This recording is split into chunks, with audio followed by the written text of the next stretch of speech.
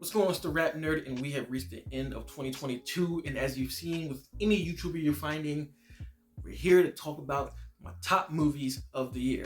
Now, I don't know about y'all out there, but it has been an excellent year for cinema. It's been ridiculously crazy.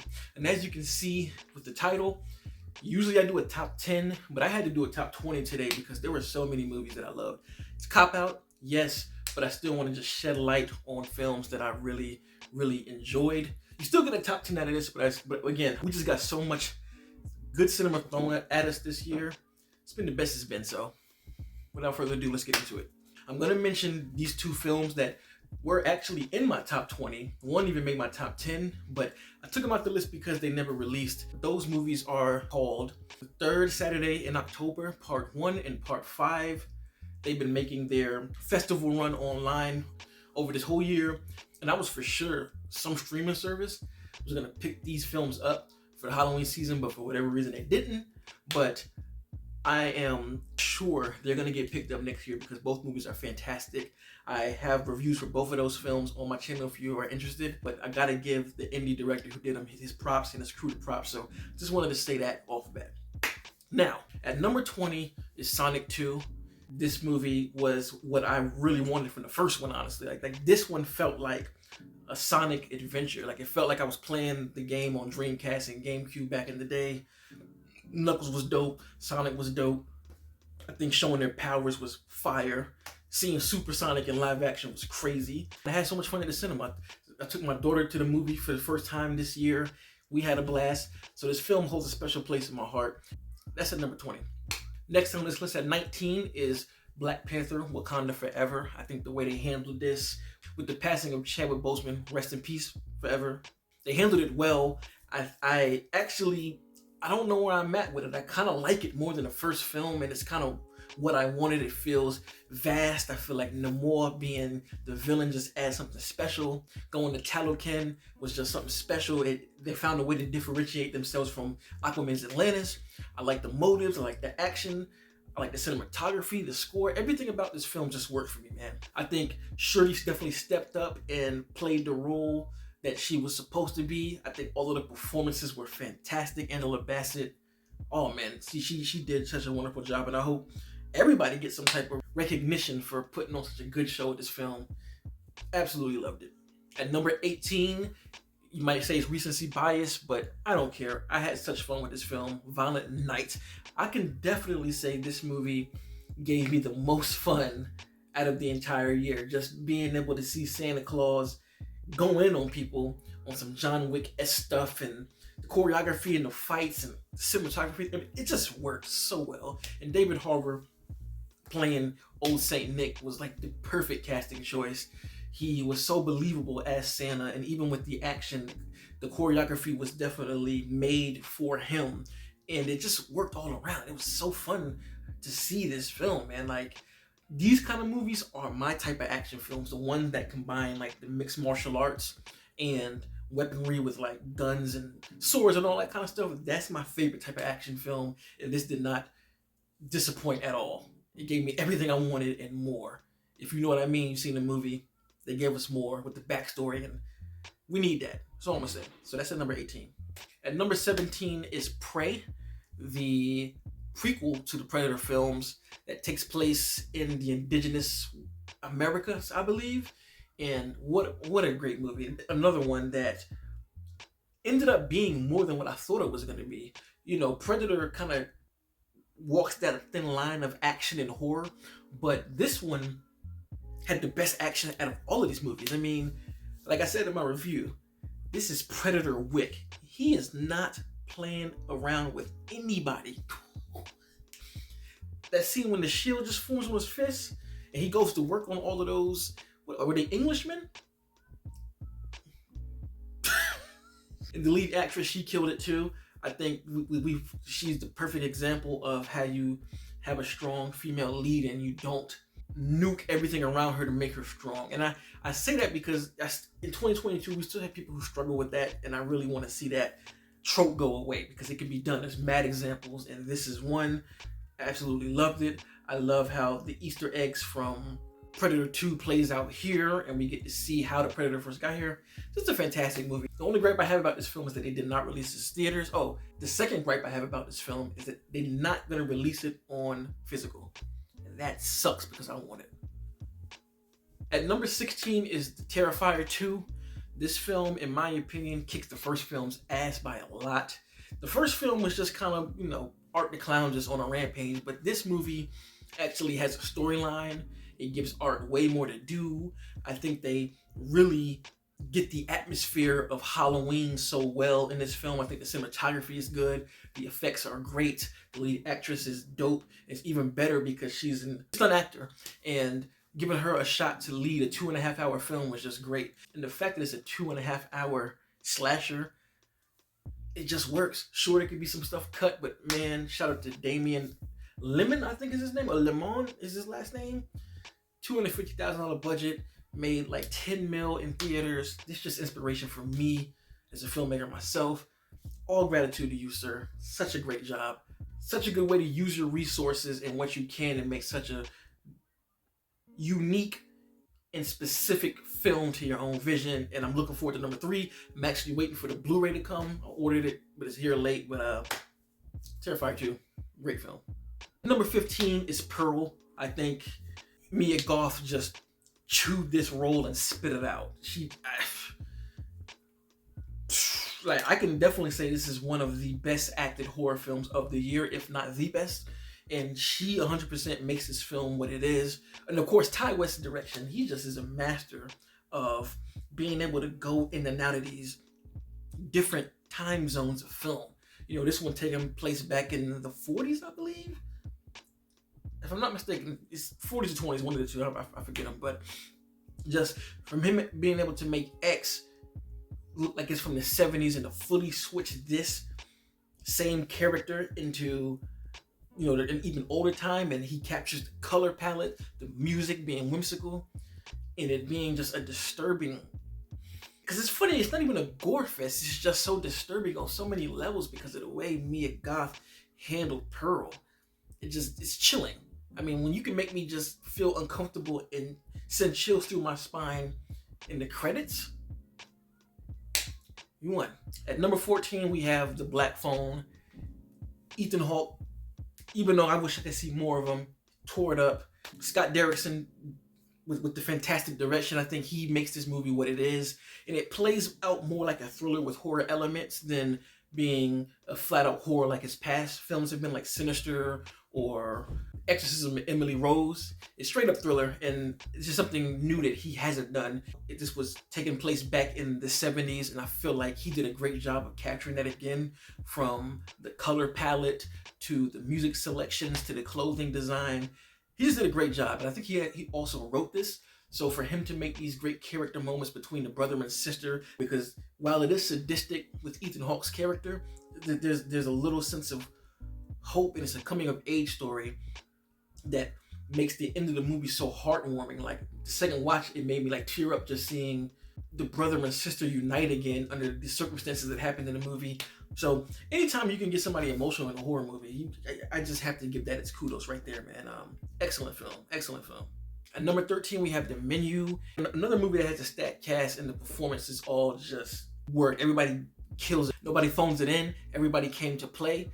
And like the trailer, if you've seen the trailer, it gives you that. But the thing that I like most is it offers layers of other things that you didn't expect to get from a movie like this. Like, it hit me in the feels again, because the overarching message is once you lose the love you have for something, it's never going to be the same. It changes. Like, even when you made it big doing a career that you've always dreamt about, with the love ain't there, it's the same thing as a regular 9-to-5. And I really, really enjoyed that message.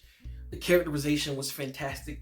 Like, you get to know every single person. Like, this is a huge cast. So even the focus is on, Anna Taylor-Joy and I keep forgetting my man's name who played Voldemort. God damn. But you know what I mean. Even though those two are the leads, everybody gets characterization in a story, and you understand why they're there and how they react to what's going on. And again, this movie plays out like a horror slash thriller, and if you've never seen it, definitely watch it. It's going to be on HBO Max soon, and it's not disgusting in the way you think it is. You automatically assume cannibalism when you present the idea of food horror. It's not that. It's way different and definitely worth the watch. I enjoyed the hell out of it. I had that at number 13. At number 12, we have Bones and All. This movie is disturbing as hell. You know, when I first watched it, I didn't even know what to think. I literally drove home just thinking like, what the hell is going on with this movie? Because y'all know usually I do a right at the theater reaction, but this one, I was and the reason that is because I was so disturbed that it's like I liked it at the time, but it left me so disturbed I didn't like it either. I was just like, and this is coming from a horror guy, you know, by the way it depicts itself. But after I sat on it for a little bit and dropped home, it made me realize how much I really enjoyed this film. It's past horror, like it's horrific, it's disturbing.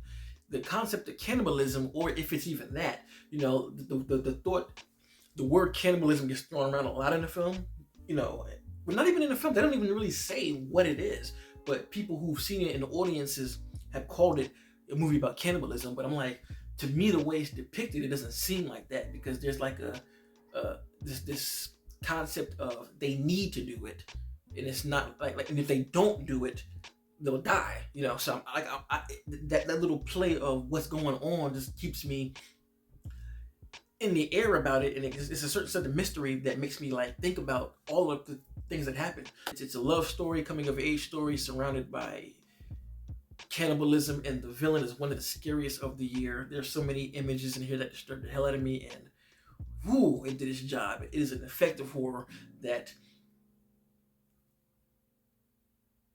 you just gotta see it. At number 11, I have Scream 5. I'm a Scream fan. Like, Scream is my second favorite franchise, so I don't really think there's any need for me to go into it that much. I like the flip of the killer, or Ghostface as you will, not being directly connected with anybody involved in, like, you know, type of relation, in blood relation, let me say, because, you know, all of the other movies, somebody's related to the original OG somehow, but this one just takes it for something that speaks to what today is, you know, fandoms and how toxic things can be. And I just really enjoy how they use that as the vessel of keeping Ghostface alive. And again, it's another entry in Scream. I don't think any of the movies are bad, and this just makes the franchise even stronger. Okay, now we're getting into the nitty gritty. We're in my top 10. Without further ado, let's get into it. At the number 10 spot, I have Halloween Ends. Put your pitchforks away, put your torches away. Yes, you heard it right. I'm aware I'm the only person in the world that likes this film.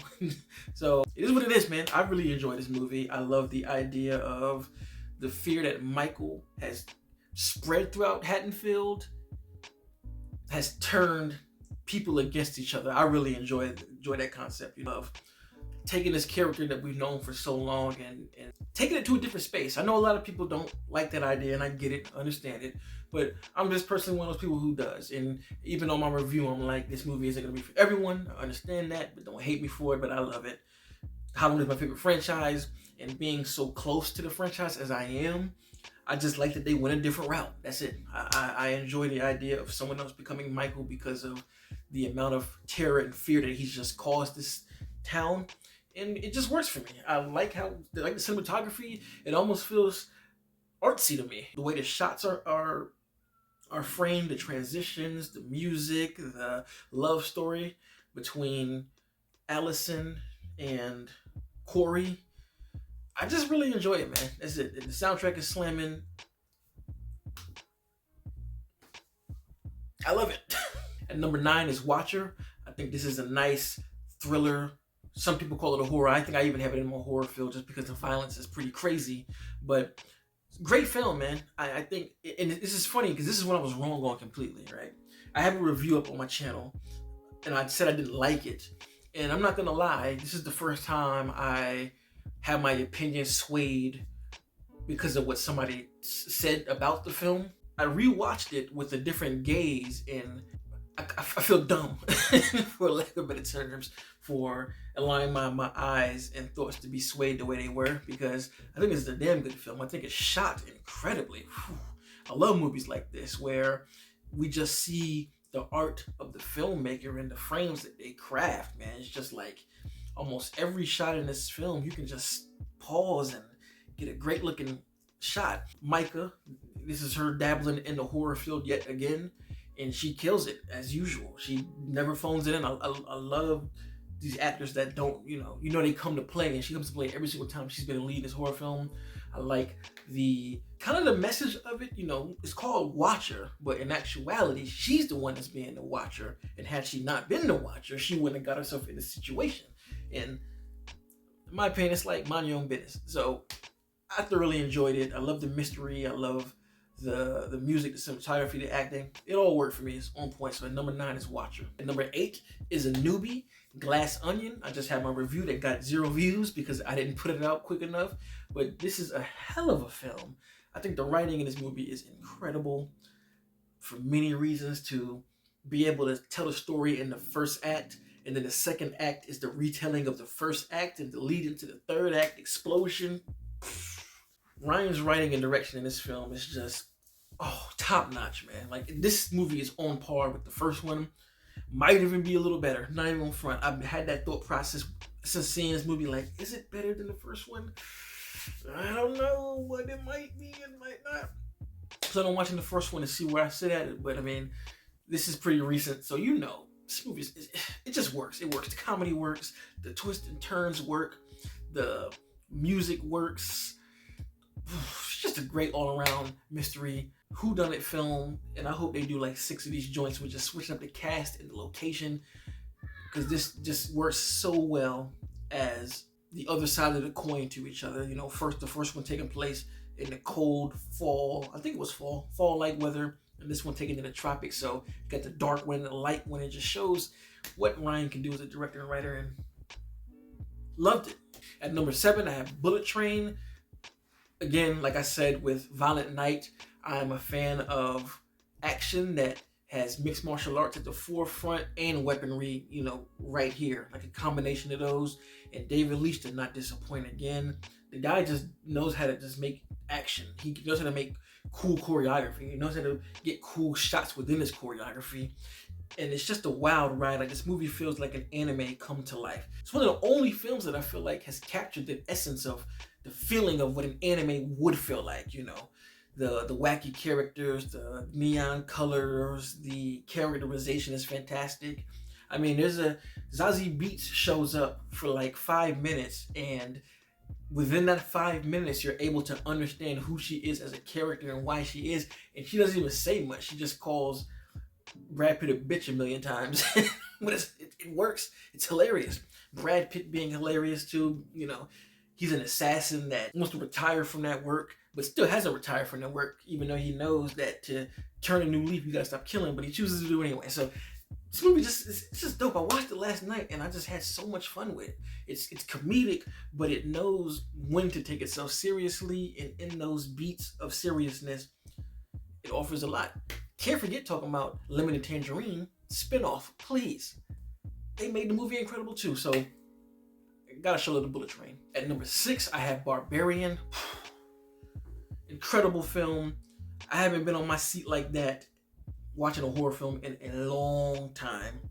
It's relentless in what it offers in the field of horror, suspense, and it's pretty comedic. Justin Long provides a comedic edge that even in some of the more tense and scary moments, it's funny as fuck. It's a film that actually scared me. Again, one of those films that I damn near wanted to cover my eyes at certain points, especially in that first act. I think it's shot beautifully. I think that the score is amazing. I think it might have the best horror score this year. It's another one that I'm mad at Disney for not releasing a Blu-ray. It made money.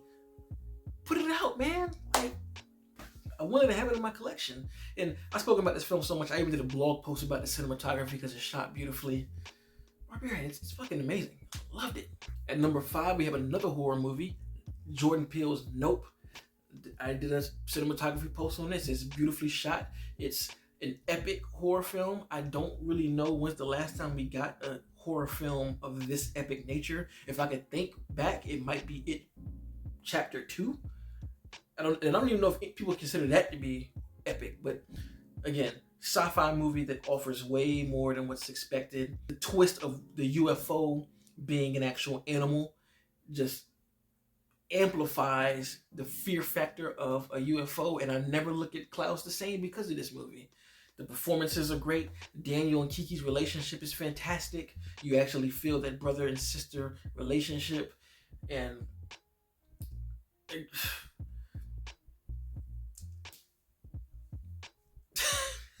film is just so good that it's like, what hasn't been said about this film? I don't know what else I can say. It's a great movie, and there should be no surprise that this is number 5 for me. At number 4 is a movie I mentioned earlier when talking about Pearl, X.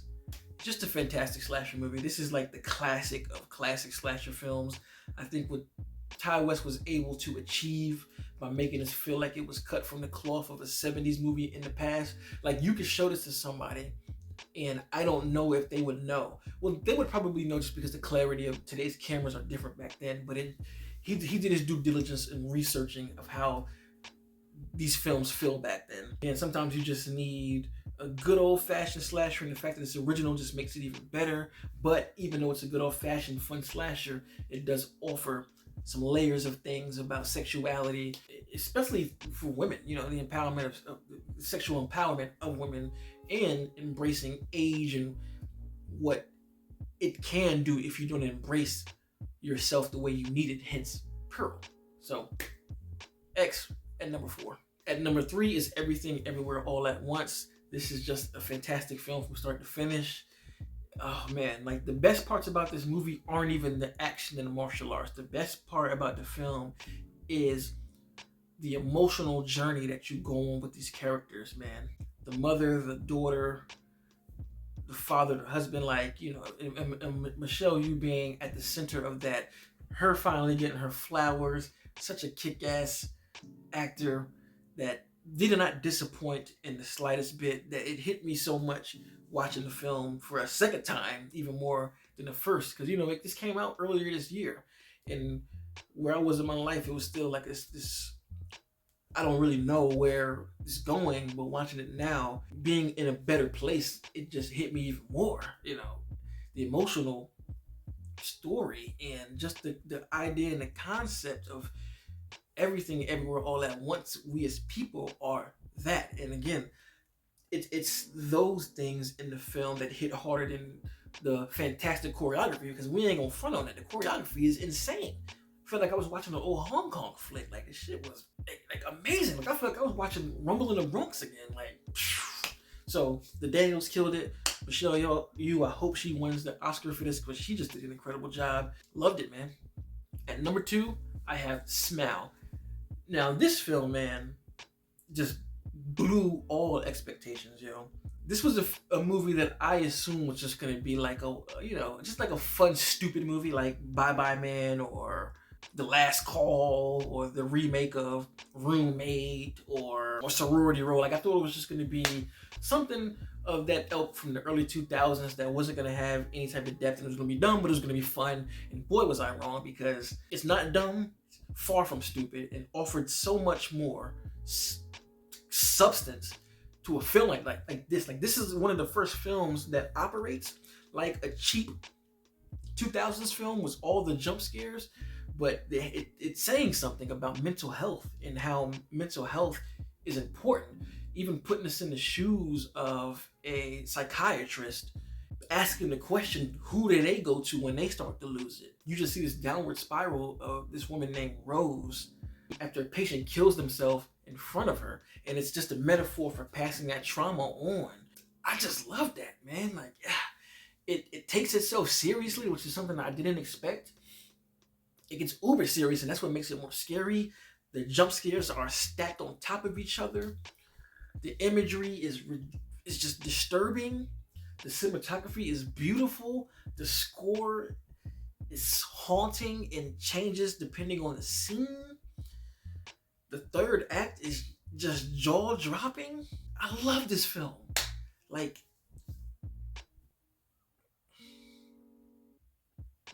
my favorite horror of the year, man. They snapped with this one. I forgot what the director's name is. I don't want to butcher it, but kudos, bro. Kudos, because Jesus Christ. Fucking killed it. So, if you see my background, you should already know what number one is. I mean, come on. The Batman. This movie, man, I watched it this month again, and it is just impeccable. A 3-hour noir story starring Batman in a Gotham put on screen better than we've ever seen. Rob Pattinson literally transforms to the recluse Bruce Wayne. Oh man, Jeffrey Wright as Commissioner Gordon and their relationship just feeling like an actual team. You know there's history, but they don't really know each other. Zoe's Selena Kyle being the epitome of what I think Selena Kyle would be. She has the sex appeal, but she also has that I can handle myself attitude about her. Not a slouch. Paul Dano's Riddler being terrifying in every sadistic way possible. His clues, his speeches, the way he just talks, and the up and down nature of his calmness and insanity is just so unsettling. Colin Farrell's Penguin being unrecognizable. Falcone, I forgot, his name is blowing me right now, but the way he portrayed Falcone being this mob boss that doesn't play, and everybody who had an ounce of dialogue just delving down in that East Coast, New York, New Jersey accent. Like, even the girl that Selena talks to, she was, when she's in the club and she's like, it was the kind of pillow talk that got that other girl off. Like, it's just like that whole lingo of feeling so mafioso with Batman in the center of it, trying to find these clues. Oh my God, the filmmaking is God tier. One of the best looking movies, period, that I've seen. And I've seen a lot of movies, but this one, like another one of those joints that like every frame just is a picture on a wall.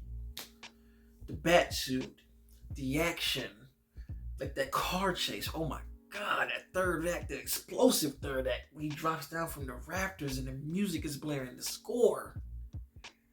Whew.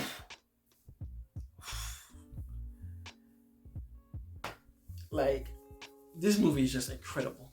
Like, this is one of those films I'm going to watch over and over to study, because Matt Reeves not only directed but wrote this joint in such a way that you can see his fingerprints and you can see his craftsmanship all over it. There are no wasted shots. There is no wasted dialogue.